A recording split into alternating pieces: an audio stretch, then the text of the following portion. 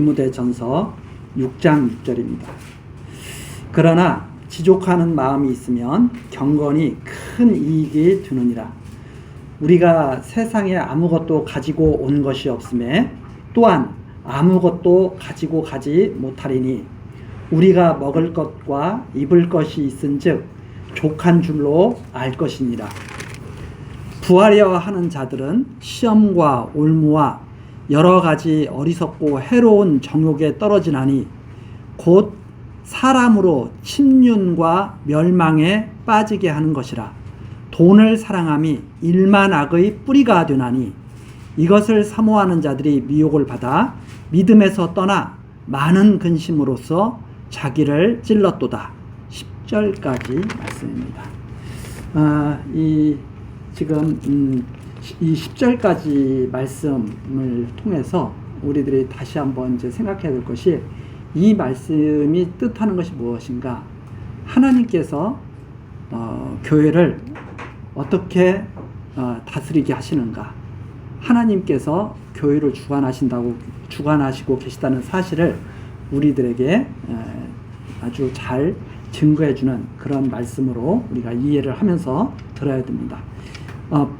이 디모데에게 지금 바울사도가 성령의 감동을 받은 바울사도가 디모데에게 편지를 해서 교회를 어떻게 세워나가야 되는지, 교회에서 어떤 일이 일어나야 되는지를 계속 밝혀주고 계시죠.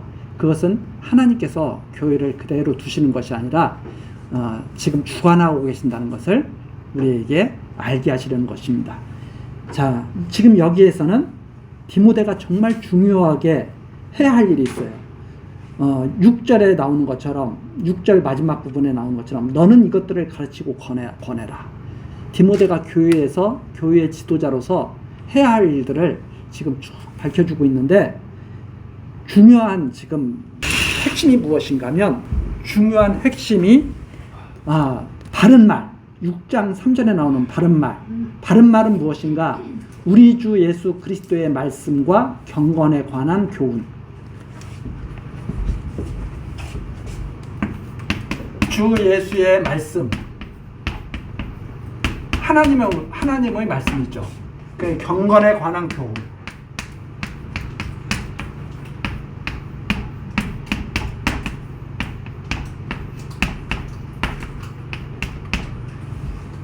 이것을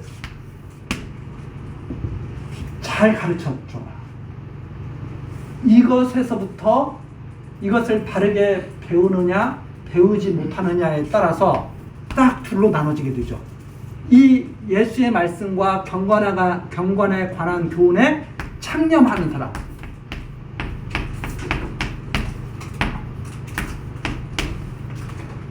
이거에 창념치 않은 사람,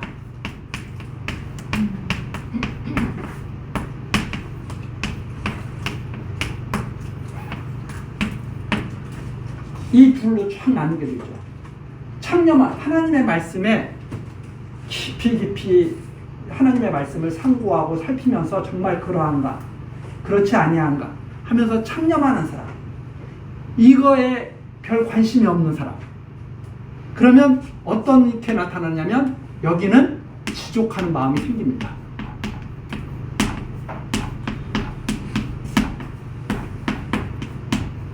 지족하는 마음을 얻게 되죠. 여기는 지족하는 마음이 아니라 이건 온갖, 거기 나오는 대로 어떤 일들이 생겨요? 4절에 나온 것처럼 교만해서 투기, 분쟁, 회방, 악한 생각, 마음의 부패, 진리를 잃어버려서 결국 어떻게 되느냐? 이건 다툼.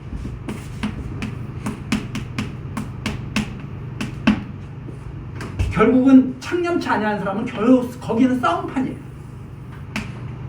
왜 다투느냐? 자기 유익을 위해서. 그래서 자기가 원하는 것을 얻으려고 엄청 다투게 되죠.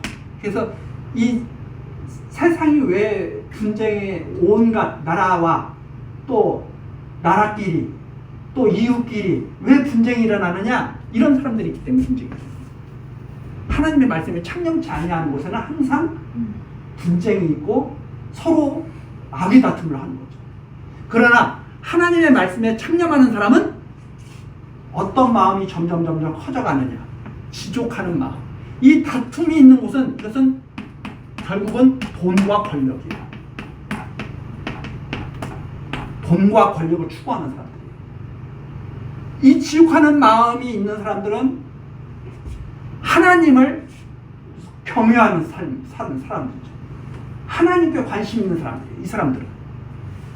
그래서 돈과 권력에 취해서 다투는 사람들, 결국 무엇이 근원이냐?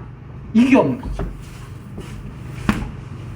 그러나 이것을 이용해서 싸우는 거예요. 이것을 가지고 싸우는 거예요. 왜? 자기 좋은 대로 해석해가지고 자기 유익이 되는 대로. 똑같이 하나님을 말하면서 싸우는 사람은 바로 이런 사람들. 그러나 참되게 하나님을 알아가는 사람들은 날이 가면 갈수록 지족하는 마음, 감사하는 마음이 점점 커져가는 거죠. 그래서 나이가 들어갈수록 지족하는 마음이 없는 사람은 참 안타깝고 불행한 삶을 사는 사람입니다.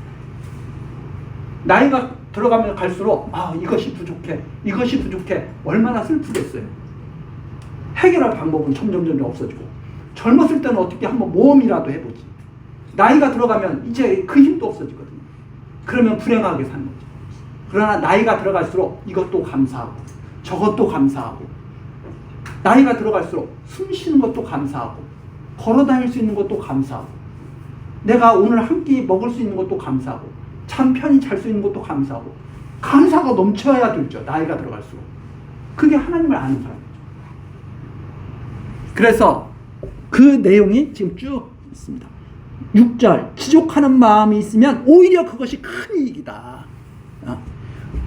돈이 있어야 이익이 아니라, 권력이 있어야 이익이 아니라, 무엇이든지 흡족한 마음 있으면 큰 이익이 된다. 그게 오히려. 그러면서 꼭 동양사상 같죠? 이거 7절만 보면 우리가 세상에 아무것도 가지고 온 것이 없으면, 옷 한 벌 엄마 뱃속에서 나올 때 옷 입고 나오나요? 맨몸뚱이로 나오잖아요. 아무것도 갖지 않고. 세상에 아무것도 가지고 온 것이 없으면 또한 아무것도 가지고 가지 못하리니.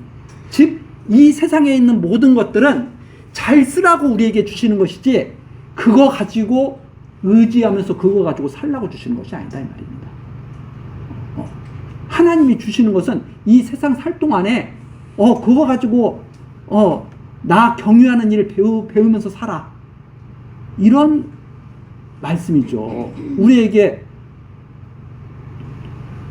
겨울철에 따뜻한 옷 주시는 거, 잘 먹고 잘 살아, 이렇게 해서 주시는 것이 아니라, 따뜻한 옷을 겨울에도 입혀주시는 하나님을 기억하라는 거죠. 그거 배우라는 거죠. 그래서 8절입니다. 우리가 먹을 것과 입을 것이 있은즉 족한 줄로 알 것이네. 이게 무슨 말이냐면, 하루 딱 살면, 아침에 일어나서 하루 딱 살면 먹고 입고 살았잖아요. 그러면 그걸로 감사라, 이 말입니다. 먹을 것, 입을 것, 10년 뒤에 입을 것, 10년 뒤에 먹을 것 해놔봤자 내일 일을 우리가 모르는데요. 우리가 진짜 보고 있잖아요. 우크라이나 사람들 전쟁 속에서 일평생 일구어놓은 것이 하루아침에 없어지고 망하는 거 봤잖아요. 그거 위해서 살라는 게 아니거든요. 그거 아무것도 아니에요. 그럼 아무것도 아니라고 해서 무시하라는 말이 아닙니다. 그것을 잘 쓰라고는 주시는 것이지, 의지해서, 야, 너 돈 의지해서 살아, 이게 아니라, 너 오늘 있는 돈 잘 쓰면서 살아. 그렇다고 해서 뭐 저축을 하지 말라, 이런 뜻도 아니에요. 돈이 있어야 행복하다는 생각? 그렇다면 돈 없는 사람은 계속 불행하고 살아야죠. 근데 가만히 생각해 보세요. 세상 사람, 돈 많은 사람들이 근심이 있어요, 없어요? 근심이 더 크거든. 그게 돈이라고 하는 것은 잘 썼을 때 의미가 있는 것이지 많이 갖고 있을 때 의미가 있는 게 아니에요. 잘 쓸 때, 쓸 곳에 쓸 때.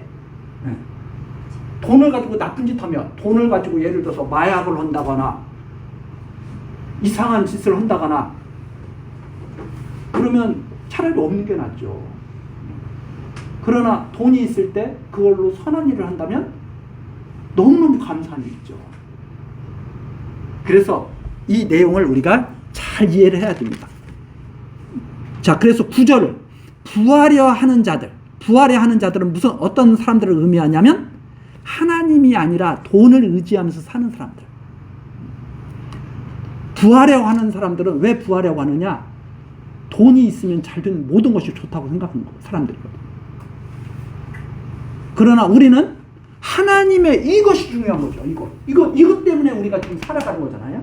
이 말씀, 하나님의 말씀, 경건에 관한 교훈이 좋아서 이것을 들으면서 우리가 살아가는 거죠. 그랬을 때 하나님께서는 필요한 것을 주신다 이 말입니다. 다윗에게도 그렇게 하나님 말씀하시잖아요. 야, 필요하면 내가 다 줄 거야. 그런데 너가 왜 욕심을 내서 우리아의 아내를 네가 뺏으려고 그래? 예. 부족한 것 같으면 하나님이 알아서 다 주셔요. 어떤 사람들에게? 이런 사람들에게.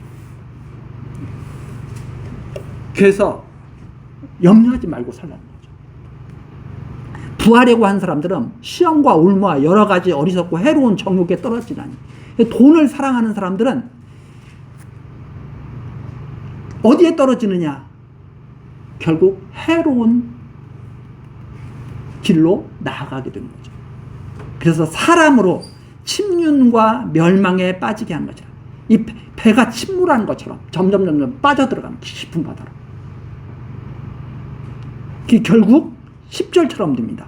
돈을 사랑함이. 이게 결국이잖아요. 돈을 사랑하고 이 돈과 권력은 뗄래야 뗄 수 없는 관계거든요. 돈이 있는 곳, 권력이 있는 곳에 돈이 모입니다. 돈을 가지려면 권력과 야합을 해야 돼요. 그래서 돈과 권력은 뗄래야 뗄 수가 없는 그런 세상에서 아주 밀접한. 그래서 우리 말 많이 들어봤잖아요. 정경유착. 정경유착이라는 말이 괜히 나오는 게 아니에요.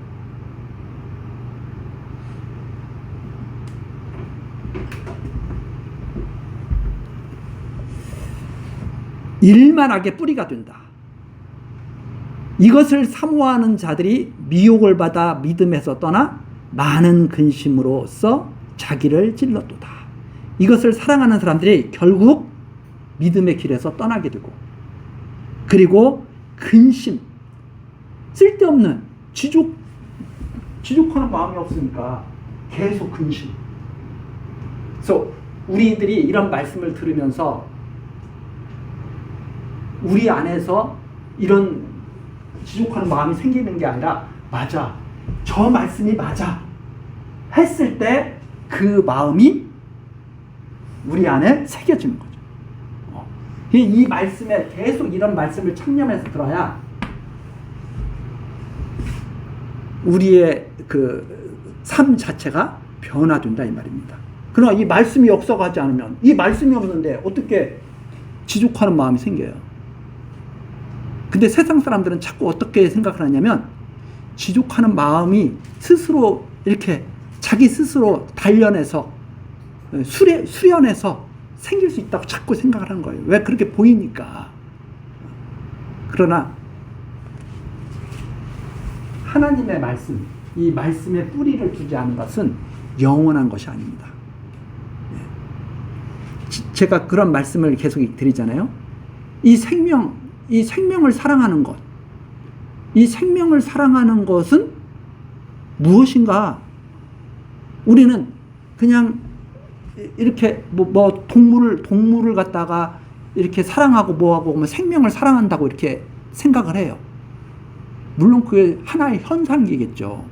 그러나 생명을 사랑한다고 하는 그 근본, 그 의미는 하나님을 사랑하는 데부터 시작되는 거예요.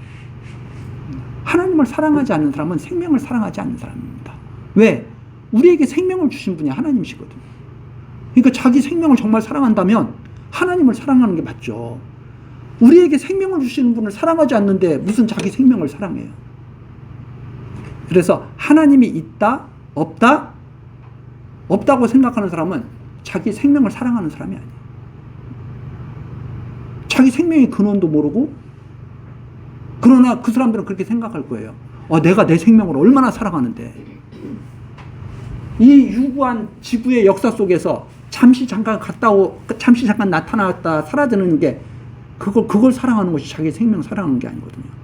영원한 생명을 사랑해야죠. 영원한 생명. 생명이라는 것은 죽는 게 아니거든요. 사망은 죽는 거잖아요. 우리에게 생명이 있다면 생명은 영원한 거잖아요. 그러면 그 영원한 생명은 하나님을 근거로 하지 않고는 받을 수가 없는 거죠. 그러니까 하나님을 사랑하지 않으면서 생명을 사랑한다? 이게 잠시 맞는 것 같지만 맞지 않는 것. 그래서 우리들이 사랑이라고 하는 것, 생명이라고 하는 것, 지족하는 마음이라고 하는 것, 이 모든 것의 근원에는 말씀과 교훈에 있다. 경건에 관한 교훈. 어떤 교훈이에요? 경건에 관한 교훈이에요. 하나님 경유하는 거에 대한 교훈이에요. 이 경건에 관한 교훈이 뭐 사람들 앞에 뭐 이렇게 경건한 삶, 그러면은 뭐 한 번도 내 옷을 갖다 함부로 입지 않고 이런 게 경건이 아니고, 경건에 관한 교훈은 하나님을 경유하는 거에 대한 교훈. 하나님을 경유하는 그 삶에 대한 교훈. 이렇게 이해하시면 좋아요. 말씀, 하나님의 말씀과 하나님을 경유하는 데에 관한 교훈.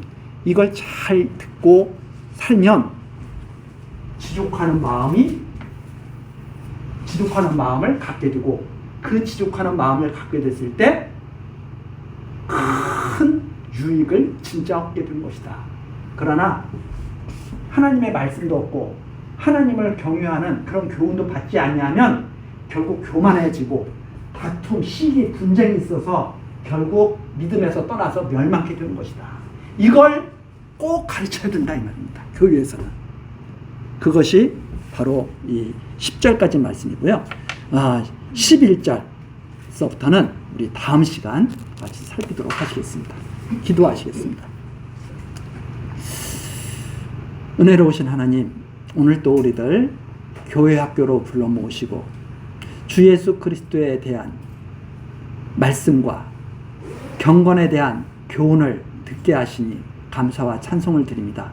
하나님, 세상에서 가르치는 것들이 우리들을 혼란스럽게 하고 하나님에 관한 진리에서 멀어지게 합니다. 그러나 우리들 이 하나님의 말씀에서 떠나지 않도록 성령으로 붙들어 주시니 감사드립니다. 하나님, 우리들의 일평생 동안 하나님의 말씀, 이 말씀에 모든 우리들의 생각을 집중하게 하시고 우리들의 귀를 열게 하시고 우리들의 입으로 고백하게 하셔서 하나님의 자녀로서 아름답게 결심 맺을 수 있도록 인도하여 주옵소서.